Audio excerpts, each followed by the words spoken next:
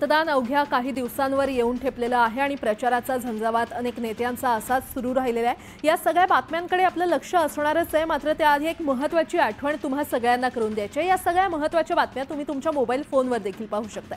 त्यासाठी तुम्हाला काय करायचं आहे, तुम्हाला आमच्या सोशल मीडिया प्लॅटफॉर्मला भेट देणं गरजेचं आहे। आम्हाला फेसबुक, यूट्यूब, ट्विटर आणि इंस्टाग्रामवर तिथे त्या सोशल मीडिया प्लॅटफॉर्मला भेट द्या आणि तिथे वेळोवेळी प्रत्येक बातम्यांचे अपडेट तुमच्यापर्यंत पोहोचत राहतील। आणि आता आपण बातमीपत्रामध्ये पुढच्या बातम्यांकडे वळण्याआधी एक नजर टाकूयात हेडलाईन्सवर।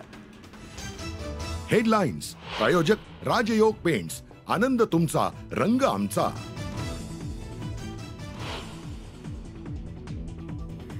यही समय है, सही समय है, झोपलेल्यांना जागा करण्याचा। वोट जिहादवरून उपमुख्यमंत्री फडणवीसांचं सूचक ट्विट।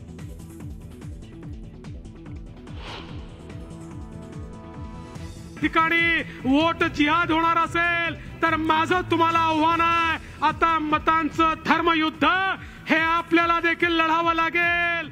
आता एक राहिलो तर सेफ राहू।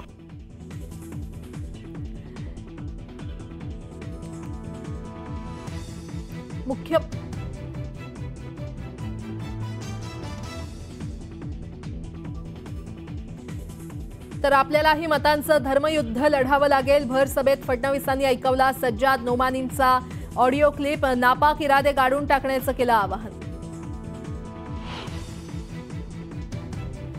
मुख्यमंत्री एकनाथ शिंदे आज सिंधुदुर्ग जिल्ह्यात दीपक केसरकर यांच्या प्रचारार्थ जाहीर सभा घेणार। महायुतीच्या उमेदवारांसाठी अजित पवारांचा सभांचा झंझावात। सोलापूर, पुण्यासह नाशिकमध्ये अजित पवारांच्या जाहीर सभा। डोंबिवलीत उद्धव ठाकरेंची आज जाहीर सभा। ठाकरे गटाचे उमेदवार दीपेश म्हात्रेंसाठी उद्धव ठाकरे मैदानात।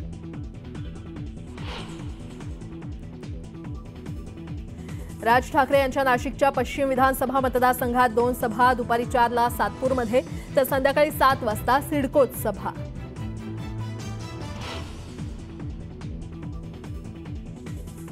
अमरावतीत काँग्रेसचे उमेदवार वीरेंद्र जगताप यांच्या प्रचारासाठी राहुल गांधी यांची सकाळी धामणगाव रेल्वे इथे जाहीर सभा, तर महाविकास आघाडीच्या उमेदवारासाठी चंद्रपुरात सभा।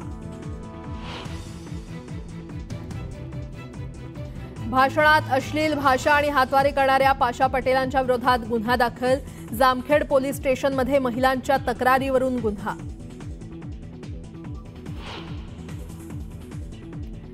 आणि प्रियंका गांधींची शिर्डीत सभा। साई दर्शनानंतर सभेला करणार संबोधित, तर उद्या कोल्हापुरात घेणार महाविकास आघाडीसाठी जाहीर सभा।